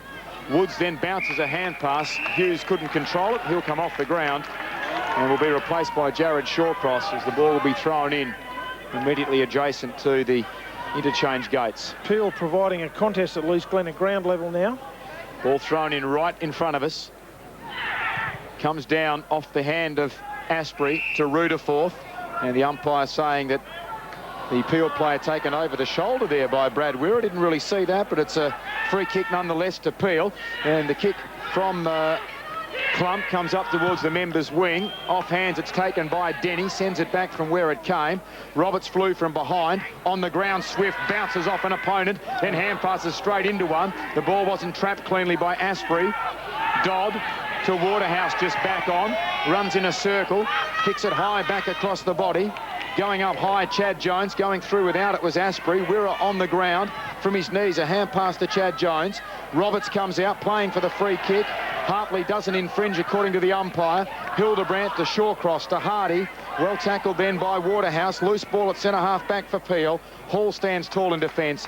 Gives it to Hildebrandt, and Peel out of immediate trouble. Yes, out of immediate trouble, but Walker under pressure. Applying that pressure there is Greg Harding. Walker having a bit of trouble getting it off the ground. Harding gets him in a tackle. Forces the error again. Prescott got to the action because he knew Harding needed support. Now Ashley Prescott delivers it nicely to Clancy Rudderforth. Does he complete the mark? He does. Well, the Peel Thunder supporters and players don't necessarily agree, and I perhaps may agree with them, but Rudderforth made Good ground to get there. Looking sideways for options, but now goes straight down toward full forward. Leaping early there was Crawford, gave the free kick away well before the ball even arrived. And Welsh, no, it's not going to be Welsh to take the free kick. It's in fact going to be Hardy once again. Called to play on now as he deviated off his mark, goes out very wide. Wooldridge is out there. Down centre wing, Brandon Hill's taking the mark in front of the scoreboard. Brandon Hill, as you can see, patched up after a heavy collision earlier in the game. Chips it into the corridor. Hildebrandt goes to centre half forward. Good strong mark taken there by Simister, who may have rolled the ankle. So a number of players have been in the wars this afternoon. Simister chips the hand pass off to Shawcross. He has got problems with his ankle. The Shawcross kick has found Derek Hall, and Hall will shoot at goal and shoot at his first for the afternoon from about 35 metres out. And again, well, we said this the last time, Wayne, when he lined up, but he really should get it. He should, and if he does, Peel's third goal for the quarter. So Derek Hall taking plenty of time, wiping, one would think, a bit of sweat from the ball. It's been very, very humid here at Claremont Oval this afternoon. Derek Hall, the leader of this Peel team, comes in, shoots from 35. The goal umpire sees the ball go straight over the top of his head. So Peel have, in fact, got their third goal for the quarter. It's been a good finish by Peel in this game because they were under all sorts of pressure for the first three quarters, but they are seeing it out at least. Well, you'd probably think that Guy McKenna would like the Claremont group to actually just lift a bit here, because, you know, from half-time during the third quarter was very lacklustre by both teams, only to be outscored Peel by 8 points. But as we see, Scott Simister now coming off with that ankle that looks like he may have twisted in that marking contest. But disappointing from Claremont from here, especially after half-time, Phil. Outscored 3 goals 2 to 1 goal 1 in this quarter. Oldfield almost a throw. Doesn't matter, it's stolen by Prescott. A high kick towards half-forward. Pack of 5 into the air. No one could mark. Wirra on the ground. Tried to tap it out. Now it does come out. Going through there, Rutherforth almost kicking in danger. Ball gathered by Carlin. Straightens up. Left foot from 30. There's the answering goal. Troy Carlin gets his second. Claremont their 14th. Well, that's what they need, and they really need to try and continue the good work that they started in the first half. And he's been also a solid contributor. He has spent some time on the bench. Good shepherd here from Rutherforth, you'll see just coming up. Really gets into Wooldridge and creates the opportunity for Carlin there. And 2 efforts really by that player too, Phil, to get in between the Peel player to allow Carlin, who looked like he was almost trying to get onto his right foot, but then thought, I haven't got enough time and space, and eventually kicked on that left.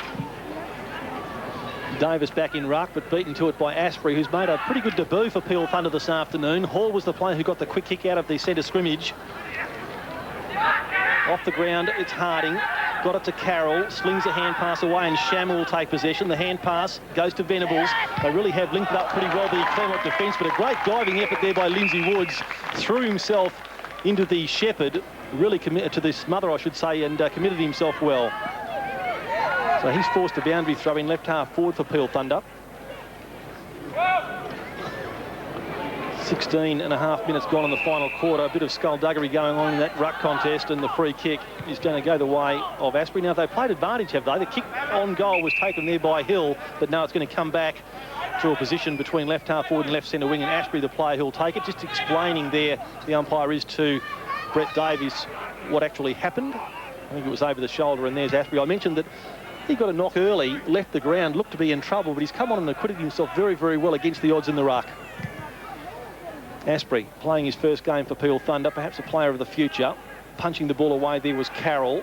Now Shammer, got a couple to beat. Hildebrandt and Shammer, 2 young champions and players of the future, you would think, played against each other in the National 18s Carnival last year.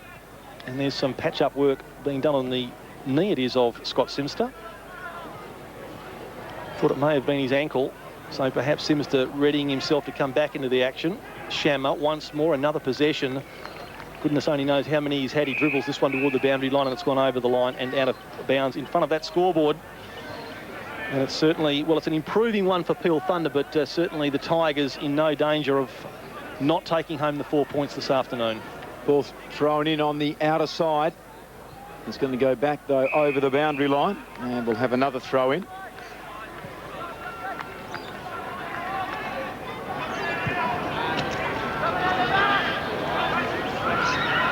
Ball thrown in. A big pack of players. Shammer almost threw it whilst on his knees. Oldfield met whilst on the ground. Broughton gets it, goes wide towards the outer side, and coming across with the long and lanky frame, Roberts able to put it out of play. In the 19th minute of the final term of the opening day of the WAFL season, Roberts and Asprey. Asprey does the better from behind. Prescott falls over and then met over the shoulder by Derek Hall. The umpire says a free kick to Ashley Prescott. 90 games with Richmond, 38 with Fremantle. Chips it short. They want to try and build something up here, Peel, as Roberts goes inside the attacking 50. Wooldridge spoiled. He's supported on the ground by Parsons. Sweeps a hand pass out wide. This is Welsh. Not a lot to kick to out this side of the ground. In front. Good solid contest put on there by Walker, but he was spoiled from behind by Carroll. Then Brett Jones puts the ball forward, intercepted by Asprey. He plays on, kicks it high and hard towards left half forward. Fickle bounce beats many, but not Kingsley Walker. Got a player running the forward of the play. Broughton can line up for his second. He misses it comprehensively out wide to the right, and Denny marks on his chest in the very last line of defence, and he'll now kick it out wide, and Roberts, if he can gather, can put Claremont up towards the outer wing. Yes, Doug Roberts being given some midfield time late in this game and really relishing it. Keeps the ball close to the boundary line. Derek Hall takes advantage of that, just chips the ball in very low. Asprey, the big man, just couldn't get down to it. Taken off him by Swift. Hand passes to the call of Wirra. On the second bounce, he picks it up. Wirra turns in a very tight circle and sends the ball out wide to Shammer, who's running towards half forward. Needed a Shepherd, didn't quite get the Shepherd. The ball smothered off his boot. He's back in there again, contesting it. Gets support from Hartley. And now from Klump, who swings the ball across his body, and Derek Hall's taken the mark. Another short pass. This one again not well directed. That's poor football by Derek Hall, and the mark taken by Rutherford. Has had a good game. Will drive Claremont forward. Kicks to a one-on-one. Waterhouse there and Welsh. Welsh does well to spoil from behind and then come up with the footy. Waterhouse, though, continues to apply pressure, and the umpire is going to penalise him. Well, that, I think, is pretty unfair. You are disgraceful. Yeah, some advice coming there from Welsh to the umpire, just describing his performance today. Welsh has tried very, very hard. On that occasion, I thought he was unfairly dealt with. His effort was a genuine one, and to be penalised for holding the ball, I'm just not too sure about it. It did look like a ball-up situation for mine. Shawcross comes off. Farmer going back on late in the piece. Just 20.5 minutes gone in this quarter, and now Waterhouse with a chance to kick his second goal for the afternoon. Clive Waterhouse hasn't had a happy day in front of goals. This time he's finished it off. And Clive Waterhouse kicked a goal in the second quarter. He's now kicked his second at nearly the 21-minute mark of this final term. Well, he hasn't had a happy day, but he's been out of football for a long time, Phil. I'm saying a happy day in his return, just as far as kicking in front of goals, but that'll get better. But as I said earlier in the game, I thought that at least he was moving to areas of the ground where he was being used as an option. He certainly didn't have the touch that he would have liked, and no doubt that confidence grows from a physical point of view too, the more he plays, because I don't think today physically he's committed himself. I think he's been a little bit, you know, just running around the edges. Understandably, yeah. And understandable, absolutely, and I think the more he plays, that sort of confidence will grow. Margin out to 57 points now. Ball bounced back in the middle. Asprey got a fingertip, then tries to do his own roving. A lot of players around the ball. Shammer hacks it off the ground towards half forward for Claremont. Collision course. Hardy avoided that. Wirra taps it along the ground. Crawford gathers, running back towards centre half forward. Chips it towards Roberts. Up he goes. Couldn't take the mark. He'll have good recovery on the ground if he can stand up. He can't. Falls over. Oldfield's there with him as well. A Peel player legged. In fact, grabbed, the umpire said. And it will be a free kick to Peel Thunder on the defensive 50. It'll be Farmer to clear the ball, while he hand passes deeper into the 50 to Oldfield, who then runs straight into trouble. Kicked into the body of Carlin. That was sloppy defence by Peel. And the ball, no doubt, here will be bounced just outside Claremont's attacking 50. What's wrong with running in the direction that you're actually carrying the football and just kicking it instead of having to turn back into a pressure cooker situation? Looks like Scott Simister's going to see out the game on the ground. He's waiting to come back on.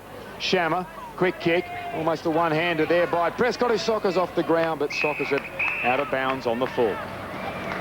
Ashley Prescott, some game he's played this afternoon, a lot of possessions, and has given some real direction in the midfield as well. As Glenn mentioned, played a lot of game for Richmond and the Fremantle Dockers, and that experience has come to the fore this afternoon. Here's Hardy, one of the hardest tries for Peel Thunder, a couple of bounces, clears the defensive 50, goes up towards centre-half forward. McRae flew but didn't get hand on leather. Now Hildebrandt, clever hand pass. Well, it was actually a difficult one in the end for his teammate to take, but he made light of it. Farmer got it off to Broughton. Broughton drew the player, that was Venables, and hand passed over the top. McDonald in the end had no trouble kicking Peel's goal from only a couple of metres out, and so still the Thunder are coming, Wayne. They haven't given up, and they're making a slightly better impression on the scoreboard with every few minutes.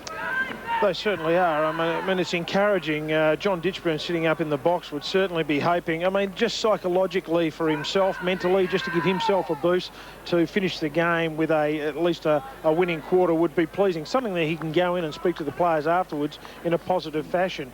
And you mentioned young Brian Hardy from defence. I mean, he's just been terrific for Peel today. And again, he virtually from defence set up that goal situation. Crooked bounce. Favours Roberts, wins it down, but only as far as Woods. Gets a kick under pressure towards right half forward. Carroll steps inside Hill and then punts it long towards the outer wing, running back with the flight. Woods takes the mark, lays the hand pass then to Parsons, coming off half back. Looks for his skipper and Hall marks. Nearing centre half forward, runs onto his left boot, comes out looking for Simister, with him McRae. Simister almost the one-hander, McRae fell over. Simister gathers, shoots on goals, he's put it through. Scott Simister gets his second. He's kicked 2 goals, 3 and 1 out of bounds on the full this afternoon. But Peel now get their 5th goal of the quarter, having kicked only 2 goals in the opening 3 turns. Yeah, a nice individual effort really by Scott Simister. Was able to do a reasonably good job on his opponent here in McRae. Got him, sort of was on the wrong side of McRae. McRae in the better position, but just better and stronger body strength, forcing McRae to go to ground. Simister stayed on his feet and really didn't have much of a look at the goals either. Just slapped the boot. He knew where the goals were, obviously. He put ball to boot and sailed through the middle. Been a pretty good duel, Simister and McRae, although had Simister kick straight. He managed to kick 2 goals, 3 and 1 out of bounds on the full. Could have been a different story, but McRae certainly has done the job. Asprey likewise won the knock. This is Lindsay Wood, very quiet in the early part of this game, getting some touches now. That one was touched off his boot. McDonald got it to Hill, high kick, very, very wide as well. In fact, the ball off the side of the boot breaks away from the pursuing players, they being Denny and Hall. And another throw-in to take place. You can see there on your screen, over 25.5 minutes have gone in the final quarter. It's going to be a very comfortable win to the Tigers, but a good final quarter fight back by Peel Thunder. Hill came away from the ruck duel with possession, gave it to Hildebrandt. Now Lindsay Woods, hand passes along the ground. Farmer got it out there to Walker, now to Hardy. He straightens up and goes towards Simister once more, tried to drag in the one-hander. McRae falls over the top of him. Simister out the back door. Now Venables close to the boundary line, and like a good defender, makes sure that discreetly the ball finds its way over the white line. Still inside 50 for Peel Thunder, so still a chance for them to register their 8th goal. McDonald doing some ruck work opposed to Andy Roberts. At the back there is Venables. Again, he plays it like the professional defender and walks the ball over the line again. So Claremont really just playing at time. I suppose that we were thinking, like a lot of supporters there, there's Michael O'Connell, a great player for Claremont in years gone by, that the Tigers may have run away with it in this final turn. I know at 3/4 time or half-time, Wayne, we were saying that their fitness may be superior and they might really run away from Peel Thunder, but that hasn't been the case. Well, it's really been the reverse at the moment. Peel running a lot harder than Claremont. Claremont's still got a neat unit out there and they should be doing a lot better. Andrew Roberts playing his first game, goes with a short pass and finds Brett Jones.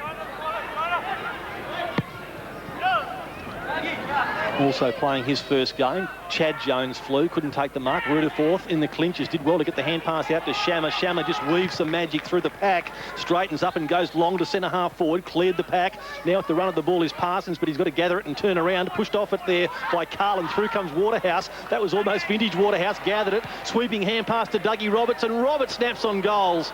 Well, he's an excitement machine, Dougie Roberts. He's kicked some great goals. Bluey McKenna scratches his head, then rubs his nose and ponders what might have been. 2 goals, 3 for Doug Roberts this afternoon as he runs away to pick up one of the Peel defenders. Welsh restarts play, comes looking for Asprey, but Roberts does better. When you consider they've got Miles, Quinn and Nick Dunn dropped to the reserves, Glenn, I mean, Andy Roberts has come in and performed pretty well. Brett Davis as well has done some good ruck work. Well, that lead is attempted to be on, and it should have been marked by Farner. The ball initially was intended for Carlin. Comes back now towards Roberts, who goes with a squaring kick, coming out in defence. Woods double-fisted into the centre square. Opportunity there for Hall. Gets met relatively solidly by Brett Jones. Hardy couldn't control it. Now the ball gathered by Rutherford. He sets it very high inside 50. The only man that wanted to take the mark was Crawford, and he was rewarded for his persistence. He's marked 35 out directly in front. 2 Peel players there, more concerned about where Crawford was. A little bit of a nudge there, yeah. Glenn. Just they should have done better, though, in particular Harpley. But here's Crawford, dead in front, and Claremont crossed the century. They get their 16th goal of the afternoon. Crawford gets his 2nd. Well, there was a slight push there, but as you said, as a defender, you need to push back into your opponent when the ball's coming in a marking contest situation, and you know that you're going to have pressure placed on physically by your opponent from the back, although it was only fairly slight. Oh, so he's gone to the full forward school of nudges. There's no doubt about that. Well, I mean, he did have hands in back, and certainly there was a slight nudge there, Phil, but unseen by the umpire, and in the end, a fairly simple mark. And a good finish in the end. Yes, Claremont's 16th goal from the boot there of young Crawford, who does look like a player overhead, and when he gets the ball, sometimes when he gets it caught at his feet, he's a little uncertain, but he'll certainly get better at that. Bit of a mix-up at centre field. Oldfield got the ball out to the run of Walker. Has tried very hard for his new club this afternoon. In front, Simister. Well, McRae just didn't judge that terribly well. Simister almost misjudged it himself, but eventually made it stick in the fingertips. James McRae not happy with that effort. And Scott Simister with a chance to kick his 3rd goal. You can see there in replay, wasn't really balanced when he took that mark. Well, he kicked his last goal from almost this position. This one he pulls across his body, almost reminiscent of his first shot on goal this afternoon, and he's kicked his 4th behind.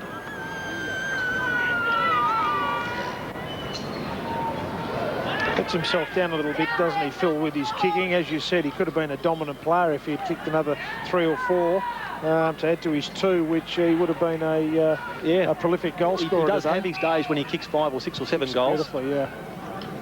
Kick into play from Greg Harding. Plenty of penetration. It gets towards the outer wing before it's gathered on the bounce by Venables. He grubbers it wide. Crawford there, along with him, Harpley, and there's the siren. Guy McKenna already down boundary side, and he celebrates his first day as senior coach of Claremont with a victory to the tune of 51 points. Claremont running out winners 16-9, 105 to 7-12, 54.